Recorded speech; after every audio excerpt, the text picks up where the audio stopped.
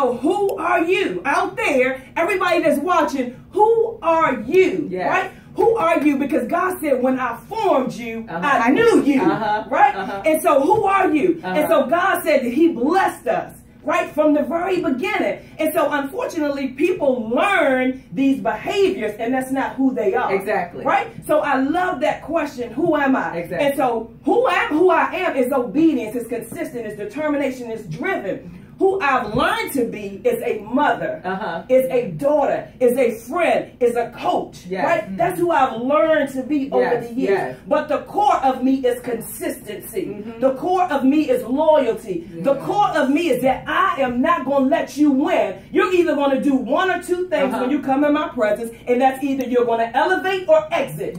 Right? There is no in between with me. So that is who I am. I love it. I'm seeing like, coach. Yes, coach. Man, that's all you really want to say. Yes, coach. Yes. I'm ready. I am determined. I am dedicated. Yes. You know, you start off with so many great things, but competition and collaboration, how we spend so much time competing against each other. When there's strength in numbers and unity and strength, and we need to collaborate together because we can do more and reach more. Better together. We are better together. And then the whole I am, and it's funny you said that because we left off of the last show of some principles around how to get better. And we started talking about these I am statements of affirming to yourself who you are. Because it's not what you do, and it's not your title, it's who you are. And I am. And so who are you in the late midnight hour? Who are you when things aren't going your way? Because you are the person that shows up in the unsupervised areas of your life. And late in the midnight hour, when the enemy comes in, what are you going to do? Are you going to faint or you going to fold? What are you going to do? So that's who I want to know, who you are at the core. And so I can spend 10 seconds with you and identify who you are. Who are you? Well, who am I? Since you know since you know who am I? Yes, listen, y'all, listen. So, Natasha, tell us, because I know this all started from a journey. It started with your own journey. So tell us, how did you get to be this world-renowned motivational speaker and coach that is stretched across the seas and everybody want to come? Because you know what? It comes looking for you. See, purpose comes looking for you. You don't go looking for it. And so tell us how your journey started and how you had to go through your own process to get to where we are today. Let me just piggyback on what you said, because I think it's so important. A lot of times when people enter the space of entrepreneurship, they go searching and seeking. Purpose, you ain't got to go look for it. It's going to come to you. So I just wanted to reiterate that, because you ain't got to chase nothing. It will overtake you like a tsunami when you follow the flow of God. If you're working hard, then that means you're out of the will of God, because God says that when I bless you, I add no sorrow. And so if you have sorrow in your life, you may be out of the will of God. Exactly. Listen, y'all listening? So my own journey, I absolutely love God, because it was my desire, it was my dream to be a real estate mogul, and I was on a high track to make that happen. I started out in real estate management, became a real estate agent, worked my way up from leasing to general manager, and absolutely love it. I'm not one of those ones that like, oh, I got to do entrepreneurship because I hate my job. I absolutely loved my job. However, it was not my purpose. It didn't keep me up at night, and I didn't wake up thinking about it in the morning. And so as I began to dig into who am I, right? Because life will come for you. And if you don't know how to come for life, it will overtake you. And so in that process, I have 2 children, 120 and 124, one of which has special needs. So that really made me come to me and look at me. And so when I looked at myself in the mirror, because here's the thing, a lot of you guys are not looking at yourself, you're looking in the mirror. I need you to look at yourself. I need you to have eye-to-eye contact and find out who you are. And so when I did that, I said, how did you get here?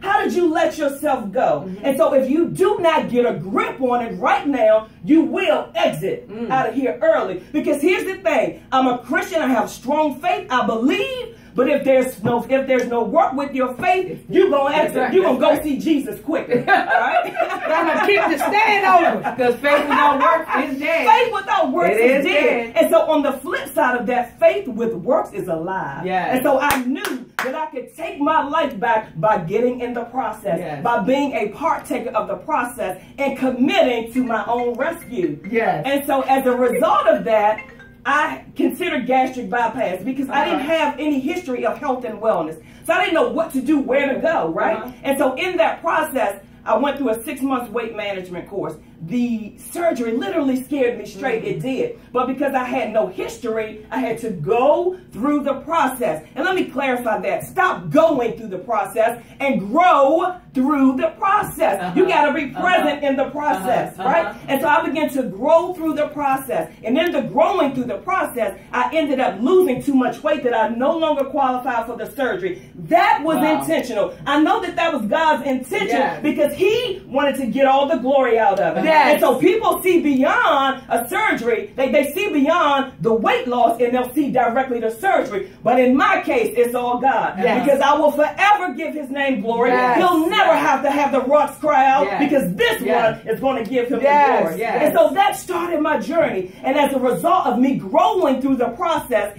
people began to see that I was growing through the journey, and they came and said, help. And so from that, I began to help. I never pursued, I never chased, it came to me. And so as a result of growing through that process, it was already in me. Because here's the thing, God has already given you everything, not some, but everything that pertains to life and godliness. It goes together. You can have life and you can have godliness. Yes, you can. You don't have to separate the two. And so from that, I began to have this awakening, if you will, that this is what I'm called to do. To take people from one level of glory to the next level of glory. Because here's the thing, when you get to the place that you stop growing, you have stopped living.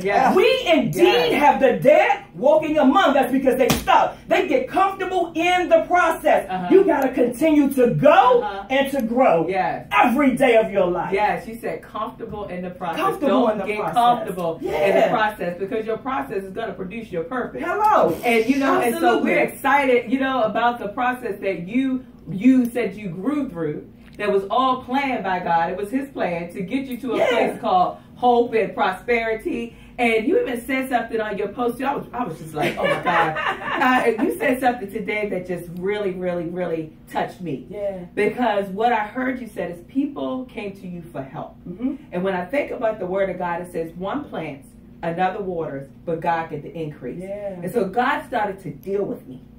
And I take this seriously. It is not a game. When I say I take it so wholeheartedly to help people, because I had to go through losing my mother to understand how to live. See, I would have still been very ordinary, walking around, doing the same thing, but the death of my mother pushed me to something else. And so I take what I do seriously. I don't take it lightly, because if you don't make it, it might just be my fault. I am somebody's answer. I am somebody's yes. I am the planter for somebody's life. And the Bible says you reap what you sow. And so when God says, I love reaping season because I sow great. So many people run from the you reap what you sow. No, I'm running to it because I sow great. And I look for my harvest to come. Bountifully, exceedingly, abundantly, above all that I can even ask or think. According to the power that's in you. So then we ask the question, what power are you working with? Because if you're not if God isn't doing exceeding abundantly according to empowering you, check your power. Check your power. But you said something, Natasha. Let me get to what you said. You said, are you giving, but what are you replenishing? And that's still, it really, it just made me say, what am I replenishing?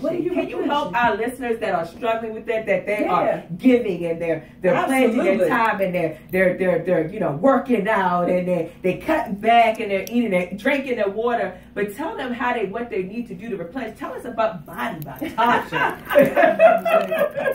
And so this is my lane. I absolutely love this because I am called to leaders. I'm called to executors. That's who's attracted to me. And so leaders are always giving to somebody somebody else, right? And so it is my responsibility to help them see beyond just the giving, because there's something attached to you overindulging in giving, right? And so what is that? When are you replenishing what you're giving? Because at some point, you're going to begin to give out of your capacity instead of your overflow. And so your cup has to always be full before you can even think about giving to somebody else. And so this goes beyond fitness, right? It goes beyond what you eat. Because here's the thing, literally, it's not what you eating, it's what's eating you. Oh, yes. What's eating you? Let's get to the core of the matter. I'm tired of dealing with the surface, because people have mastered wearing a mask. It's time to take off the costume. Let's get on the innermost parts of you. When are you replenishing you? What is it that God has told you to do that you keep running from,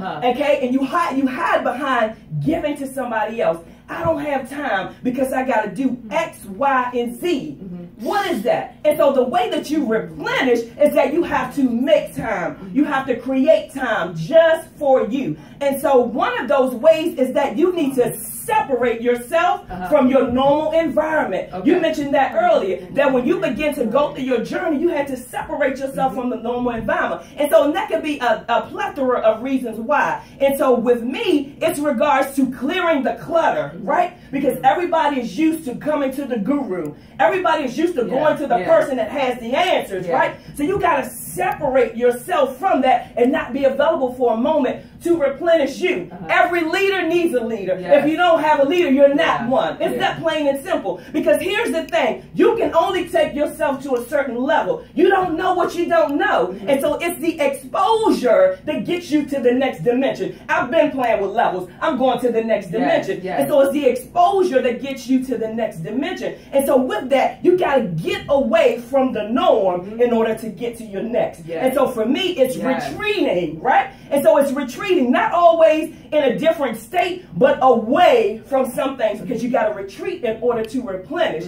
right? And you got to see that you're overindulging in your giving. Because here's the thing, the more you give, the more weaker you're going to become. And so if you're not constantly replenishing yourself, you are going to then begin to operate out of your own might, right? And so that becomes your will instead of God's will. And so that goes back to you having, that goes back to you not being in the will of God, and the sorrow begins to come in. There should never be frustration when you're operating in the will of God, because it's His will, it's His bill. God, you say it. Exactly. Right? And so with God, He's already made provision for the vision, but you have to partake in the rescue. And so what I do is every year I do a retreat away, right? I do it away, because I'm getting you out of your normal environment. I'm pulling the gifts that are on the inside of you to take you up to the next dimension. And so every year we've gone somewhere where you can drive. And so this year God said it's destination. We're going to a new dimension. So I want you to take them across the water. I want them to go in an airplane in order to get there, because that's where they're going. That's the acceleration that's coming with them. And so we're going to Riviera Maya, the destination to retreat, to pull on the gifts that are on the inside of you to take you to your next dimension. You're already great, but greater is available. Stop staying stuck at great. Stop allowing your great to become good. And so with destination to retreat, we're going to the next dimension. And it's for leaders. It's for the people that know that they are that go-to person. It's for the people that know that better is available. They just haven't quite tapped into it, or they haven't made time for it, right? And so that's how you get to your next dimension. That's how you replenish. Is that you got to separate.